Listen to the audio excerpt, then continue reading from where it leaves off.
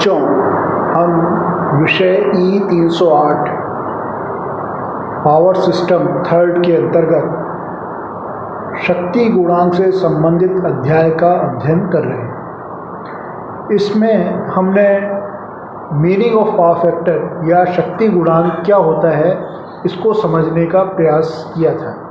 हमने देखा था कि वोल्टेज और करंट के बीच में जो एंगल होता है उसका कोसाइन ही पावर फैक्टर होता है। उसी चीज़ को आगे बढ़ाते हुए इस पावर फैक्टर को और भी तरीके से डिफाइन किया जा सकता है। जैसे हम देखते हैं कि अगर हम पावर ट्रायंगल बनाएं तो उसमें कॉस फाई जो है वास्तविक शक्ति अपॉन कुल या आभासी शक्ति का अनुपात भी पावर फैक्टर होता है। यानी अब जो एक्चुअल पावर या वॉटफुल पावर है VI cos फाई, उसमें यदि हम टोटल पावर VI या अपरेंट पावर जिसको कहते हैं उसका भाग दे देंगे, यानी किलोवाट अपॉन KVA। इसको किसी भी तरीके से आप लिख सकते हैं। वास्तविक शक्ति और आभासी शक्ति का अनुपात या VI cos फाई और VI का अनुपात, मतलब वास्तविक शक्ति VI cos फाई है और अपरेंट पावर या कुल शक्ति VI है।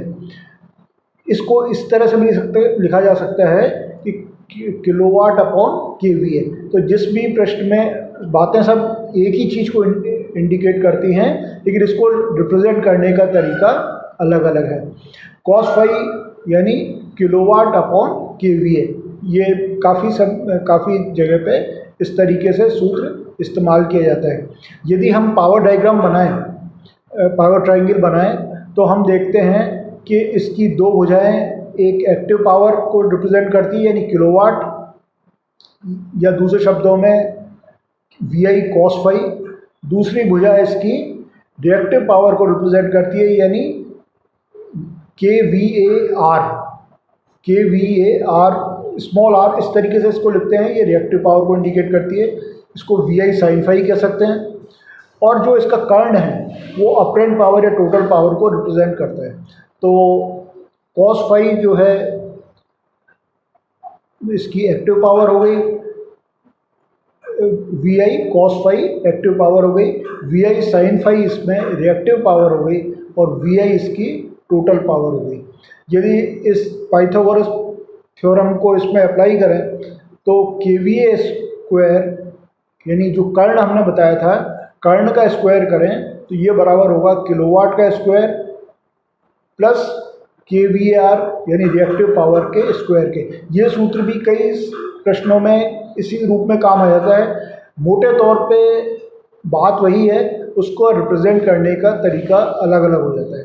तो आप इसको इस रूप में भी लिख सकते हैं कि KVA का स्क्वायर बराबर किलोवाट का स्क्वायर प्लस KVAR का स्क्वायर। या ऐसे भी लिख सकते हैं कि KVAR इज इक्वल टू, अभी इसमें ट्रिग्नोमेट्री अगर हम इससे निकालें तो ये हो जाएगा KW tan फाई। अगर मान लीजिए आपको किलोवाट दिया हुआ है, KVAR निकालना है, तो cos फाई जगह आप KVAR is equal to KW tan phi लिख सकते हैं या KVA sin फाई लिख सकते हैं। तो इस तरीके से KVAR कई बार निकालना पड़ता है कि जब हम पावर फैक्टर इम्प्रूवमेंट का अध्ययन करेंगे तो उसमें हमें ये निकालना पड़ेगा कि किस स्थिति में कितना KVAR या उसमें कैपेसिटर्स लगाए जाएं।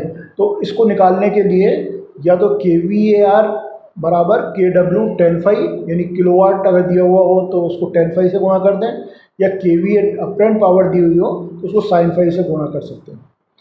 एक और तरीके से भी इसको रिप्रेजेंट किया जा सकता है। कोई AC सर्किट में जो पावर फैक्टर होगा वो R/Z यानी प्रतिरोध और प्रतिबाधा का अनुपात होगा। यानी किसी सर्किट के अंदर टोटल रेजिस्टेंस कितना है और टोटल उसका इम्पीडेंस कितना है, इन दोनों का अनुपात जो है वो भी पावर फैक्टर। तो ये पावर फैक्टर को रिप्रेजेंट करने के अलग अलग तरीके हैं। अब हम बिंदु 4.2 पे आते हैं। 4.2 बिंदु जो है उसमें ये है causes of low power factor, यानी most of the cases power factor हमेशा लैगिंग ही होता है। लगभग 90 से 95% केसेस में जिस तरह के हमारे लोड्स हैं उस सभी में पावर फैक्टर लैगिंग होता है और उसको इम्प्रूव करने की ज़रूरत पड़ती है। तो उसके क्या कारण हैं पावर फैक्टर लो होने के, सबसे पहले हम एक एक करके देखते हैं। हम सबसे पहले हम ट्रांसफार्मर के केस में देखते हैं। तो ट्रांसफार्मर में मैग्नेटिक करंट, जो मैग्नेटाइजिंग करंट है उसके कारण, चुंबकीय फ्लक्स के कारण ये करंट आ रही है, तो इसके कारण क्या होता है कि पावर फैक्टर बहुत ज़्यादा लो हो जाता है। ख़ास तौर से जब कोई ट्रांसफार्मर कम लोड पे है या नो लोड पे है, उस स्थिति में तो बहुत ही कम पावर फैक्टर उसमें हो जाता है। तो एक तो ये कारण है कि जो ट्रांसफार्मर लगे हुए हैं उन सभी ट्रांसफार्मर्स में ये मैग्नेटाइजिंग करंट के कारण पावर फैक्टर लो हो जाता है। दूसरा, जितनी भी मोटर हमारे लगी हुई है उसमें 95% मोटर इंडक्शन मोटर के रूप में। इंडक्शन मोटर भी ट्रांसफार्मर की तरह से ही व्यवहार करती हैं। जैसे अब मोटर के ऊपर अगर भार पूरा होता है तो उसका पावर फैक्टर थोड़ा सा इम्प्रूव रहता है, थोड़ा मतलब पावर फैक्टर 0.9 के आसपास आ जाता है, 0.95 तक भी आ जाता है। लेकिन जब मोटर कम लोड पे चलती है, पार्शियली लोड पे चलती है या लो लोड पे चलती है या नो लोड पे चलती है, उस स्थिति में इसका पावर फैक्टर काफ़ी पुअर हो जाता है। तो ज़्यादातर मोटर्स इंडक्शन मोटर के रूप में होती हैं, इसके कारण भी पावर फैक्टर कम रहता है। इसके बाद जो हीटिंग के लिए जो प्रेरण भट्टियाँ होती हैं, जो इंडक्शन फर्नेसेस होती हैं या आर्क फर्नेसेस होती है, इसके अंदर भी पावर फैक्टर काफ़ी कम होता है। तो इसमें भी पावर फैक्टर को कम करने की कम हो जाता है, उसको इम्प्रूव करने की ज़रूरत पड़ती है। एक और हम चीज़ देखते हैं कि जो आर्क लैंप्स लगे हुए हैं, ये आर्क लैंप्स के अंदर भी पावर फैक्टर काफ़ी कम हो जाता है। तो आर्क लैंप के कारण भी पावर फैक्टर की कमी हो जाती है। उसके अलावा जब हम ट्रांसमिशन लाइंस को देखते हैं तो ट्रांसमिशन लाइंस के अंदर भी आप जानते होंगे कि उसमें रेजिस्टेंस, इंडक्टेंस, कैपेसिटेंस तीनों होते हैं। तो उसमें इंडक्टेंस सामान्यतया उसका कंपोनेंट ज़्यादा होता है कैपेसिटेंस के मुकाबले में, इसलिए जो ओवरहेड लाइंस हैं वो भी इंडक्टिव इन नेचर होती हैं, उनके कारण भी पावर फैक्टर कम हो जाता है। कुछ स्पेशल केस में या हाई वोल्टेज के केस में थोड़ा सा इसका विपरीत प्रभाव भी होता है, उसको अपन आगे पढ़ लेंगे। लेकिन मोस्ट ऑफ द केसेस जो ट्रांसमिशन लाइंस हैं वो भी, उनमें भी लो पावर फैक्टर, क्योंकि उसमें इंडक्टेंस का प्रभाव ज़्यादा होता है, उस कारण से उसमें भी लो पावर फैक्टर, मतलब पावर फैक्टर हमेशा लैगिंग पावर फैक्टर और पावर फैक्टर धीरे धीरे कम होता जाना, ये प्रक्रिया इसमें भी चलती रहती है। जब हम लो लोड पे, जैसे रात के समय या कोई इंडस्ट्री में लंच आवर्स चल रहे हैं, उस समय अगर लो लोड है तो उस समय भी मैग्नेटाइजिंग करंट बढ़ने लगती है ट्रांसफार्मर्स के अंदर। और अगर मोटर तो अगर नो लोड पे चल रही है तो उसको अच्छा यही है कि मोटर को बंद कर दिया जाए। लंबे समय तक मोटर को नो लोड पे चलाने से ओवरऑल पावर फैक्टर बहुत तेज़ी से कम होता है। तो अच्छी प्रैक्टिस तो यही है कि मोटर, लेकिन कई बार मोटर बंद करना मुश्किल होता है या हम किसी प्रोसेस में इस तरीके से ये रिक्वायरमेंट होती है कि हम बार बार मोटर को बंद नहीं कर सकते, तो उस केस में पावर फैक्टर काफ़ी लो होता है। तो मैं जैसा बताया आपको कि जब नो लोड का, यानी जैसे रात का समय हुआ, उस समय जो ट्रांसफार्मर्स हैं वो भी बहुत कम लोड पे होते हैं।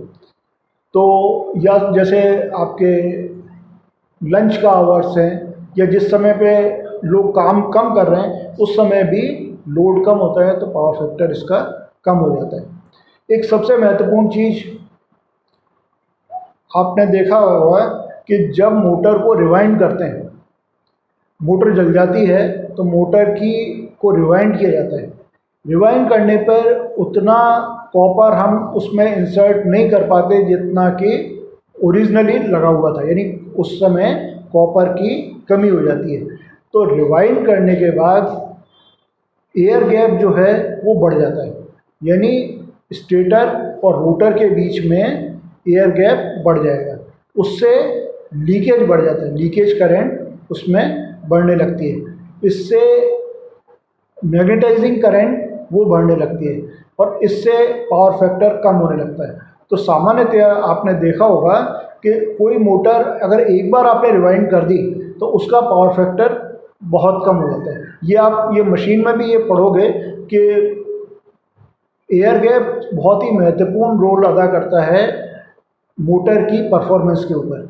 जो किसी भी इंडक्शन मोटर की परफॉर्मेंस के ऊपर उसका जो एयर गैप है, स्टेटर और रोटर के बीच का एयर गैप, ये बहुत ही महत्वपूर्ण रोल इसमें प्ले करता है। तो इस प्रकार से हम देखते हैं कि हमारे जो भी अप्लायंसेस हम यूज़ कर रहे हैं, जो पहले के समय में जो हम बल्ब यूज़ करते थे, इनकैंडेसेंट बल्ब्स, उनको हम छोड़ दें तो इवन जो ट्यूबलाइट में भी जो साधारण प्रकार की चोक्स लगी होती हैं वो भी इंडक्टिव इन नेचर होती हैं, तो उनके कारण भी पावर फैक्टर काफ़ी कम हो जाता है। या जो जितने भी sodium vapour lamp, mercury vapour lamps इस तरह से लगे होते हैं, उसमें जो चोक लगी होती है उसके कारण भी पावर फैक्टर कम हो जाता है। तो सभी जो अप्लायंसेस हम यूज़ करते हैं वो सभी इस प्रकार की होती हैं कि उन सभी के अंदर पावर फैक्टर कम होने की शुरुआत हो जाती है। जैसे हम अगर स्टार्टिंग से देखें तो सबसे पहले कोई भी जनरेटिंग प्लांट का ट्रांसफार्मर लगा हुआ होगा, उसमें कुछ पावर फैक्टर कम हो जाएगा। उसके बाद ट्रांसमिशन लाइंस होंगी, उसमें पावर फैक्टर कम हो जाएगा। फिर उसके बाद जीएसएस के ऊपर लगे हुए ट्रांसफार्मर्स में फिर कम हो जाएगा। यानी कोई भी स्थिति ऐसी नहीं है जहाँ पे पावर फैक्टर बढ़ रहा हो, सभी जगह पे पावर फैक्टर कम होता जाता है। फिर हमारे जितने भी लोड लगे हुए हैं, ज़्यादातर मोटर्स इंडक्शन मोटर के रूप में होती हैं, तो इंडक्शन मोटर के केस में भी पावर फैक्टर कम हो जाता है।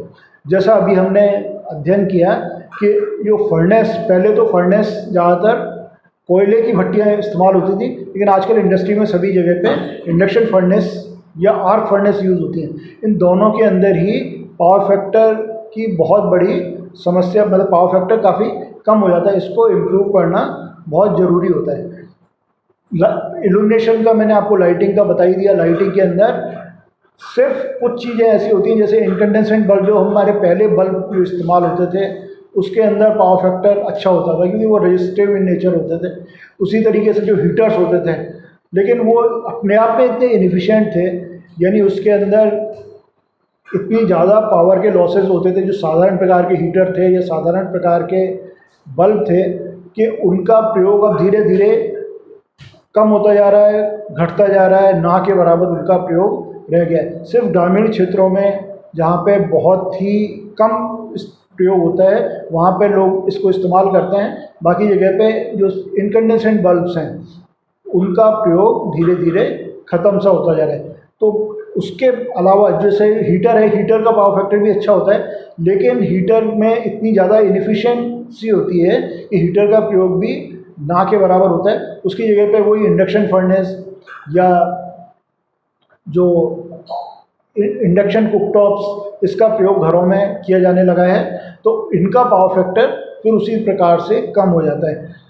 और जैसा मैंने आपको बताया कि ट्रांसफार्मर हों, इंडक्शन मोटर्स हों, 99% मशीन्स इसी प्रकार की होती हैं जो इंडक्टिव इन नेचर होती हैं।